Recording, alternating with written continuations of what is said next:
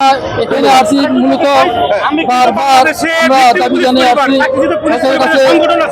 এর স্বাধীন তদন্ত কমিটি গঠন করা হয়েছে। দর্শক, আপনারা দেখছেন এই মুহূর্তে না পরীক্ষিত হত্যা, যেহেতু পরীক্ষিত হত্যা হয়েছে, এখন আমাদের চাকরি আমরা ফেরত চাই। যারা জেল হাজতে আছে তাদের নিঃশর্তে মুক্তি চাই। একটা প্রতিক্রিয়া রূপসট্ট ফাতরিয়া আমরা বিডিআর ছিলাম, আমরা সঠিকভাবে দায়িত্ব পালন করে আসছি এবং বিগত দিনে আমরা চাকরি ফেরত দেওয়া, আমরা যেন চাকরি করতে পারি মাননীয় প্রধানমন্ত্রীর কাছে আমরা আহ্বান জানাচ্ছি। পিলখানা ঘটনা হয়েছে, কিন্তু কেন পিলখানা বাহিরের লোকগুলোকে চাকরিচ্যুত করা হয়েছে?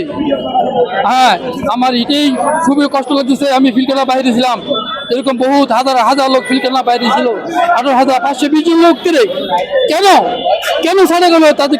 তাদের কেন চাকরি থেকে বঞ্চিত করা হলো?